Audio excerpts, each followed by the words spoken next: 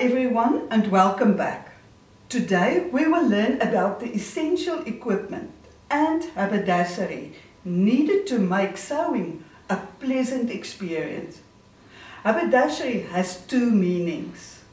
The North American meaning refers to a shop for men's clothing and accessories.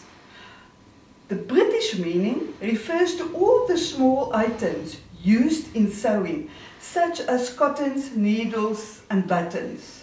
Sewing accessories can be divided in two categories: essentials and non-essentials. The first essential is a sewing machine. It is not necessary to start with the most expensive machine, and an overlocker will be placed on the non-essential list. If there is an overlocker available, it can be beneficial. But for beginners, a sewing machine with straight stitch and zigzag functions is sufficient. A more detailed lesson on sewing machines will be provided later. A large, flat surface is required to cut garments. It is not necessary to purchase something specifically for this purpose. A dining table can be used.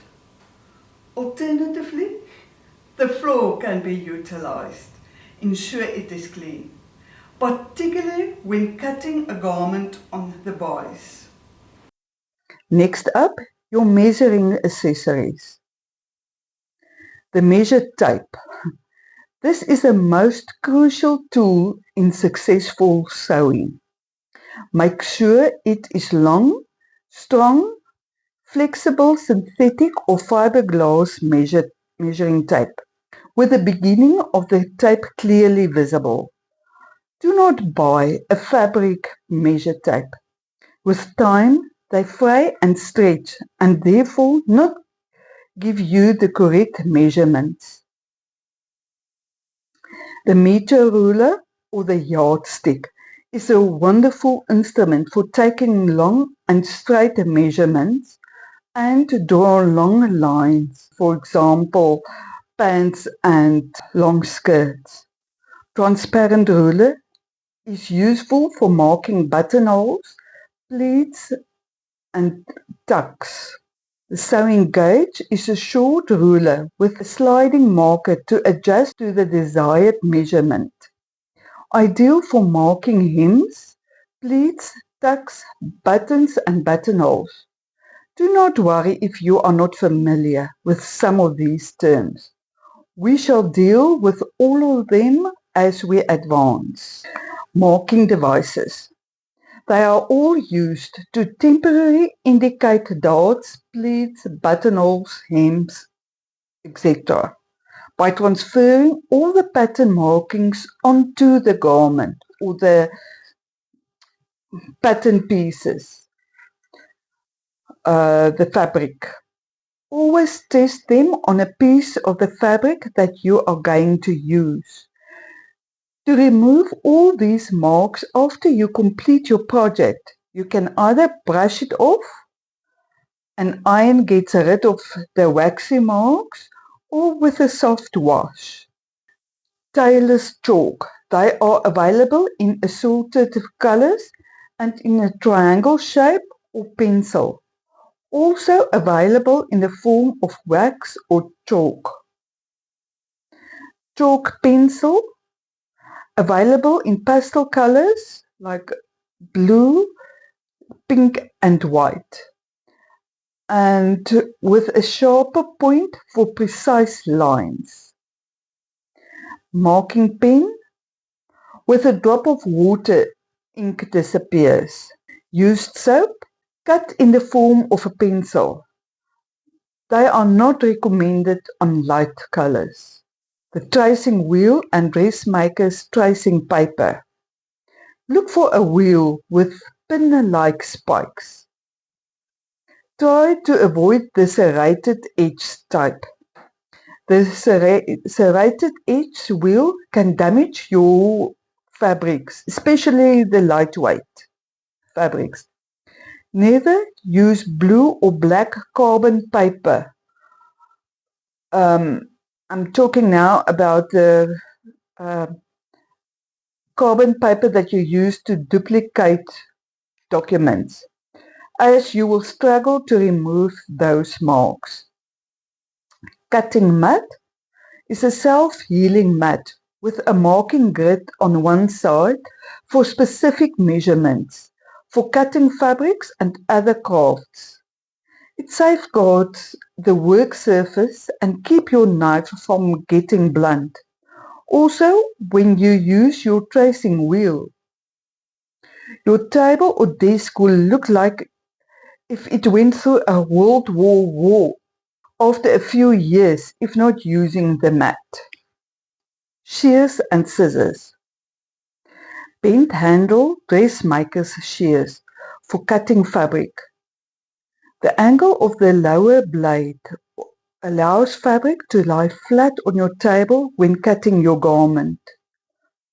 Varied sizes are available, but long shears are best. You can cut in long strokes and the result is a straight line, and this will prevent eating into the fabric. Please do not use this scissor on paper. It's no good for your shears or scissors. Lock it away so that no one else can touch it. Scissors for cutting your paper pattern or any other papers. Embroidery scissors, ideal for clipping, trimming and open buttonholes. Thread clipper, the name says it all. Clip all those threads. Seam ripper, it has a sharp curved edge for cutting seams open and opening of buttonholes. Please be careful. It can easily cut fabric in the wrong spots, like through a finished buttonhole and into your garment. Pins and needles. Pins. Please use thin, long, rust-free pins. The best is stainless steel. Invest in more expensive pins that will last longer. Hand needles. These needles are available in a variety of lengths, diameters, eye openings, and point styles, including both sharp and rounded options.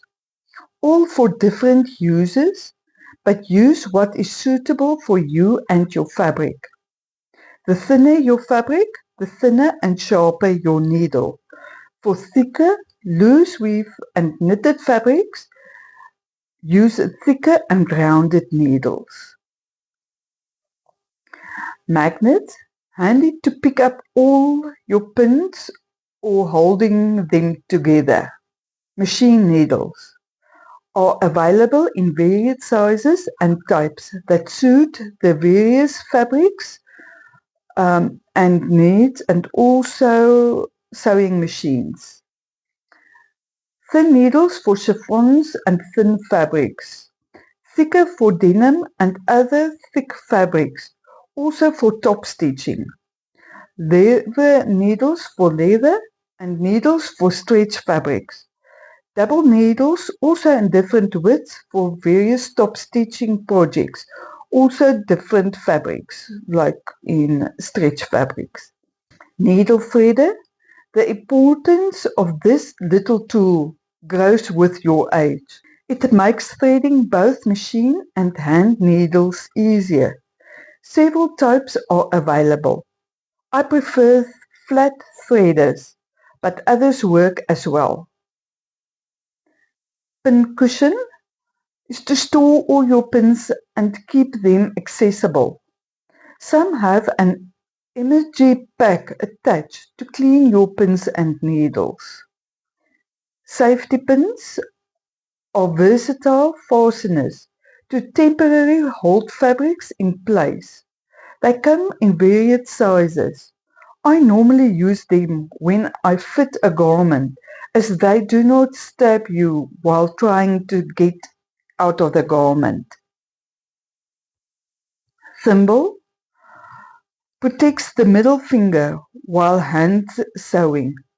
They are available in small and larger sizes, also in plastic and metal. Ironing and pressing equipment. Iron. Invest in an excellent quality electric steam iron. We will have a more in-depth discussion on the method and when to iron. But actually, it is almost after every step of the process. The end garment just looks better. Ironing board. Make use of a sturdy, well-built ironing board. I have these two. One is a normal size that helps with medium-sized pieces, and then the big ironing board, which is wonderful for bigger garments like a long full circle skirt. Sleeve board. It provides a small flat ironing surface for narrow parts on seams, sleeve hems, sleeve cups, necklines or other narrow spaces. Other helpful tools and materials. The bodkin. There are several types. A long blunt needle or a tweezer or safety pin closure. We use them for threading elastic or cord through a casing or turn base binding inside out. Cotton tape.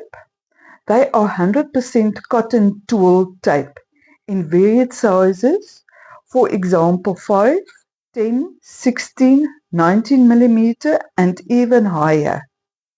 Colors are only black or white. I normally use it only as a stabilizer of seams, especially on necklines and shoulder seams.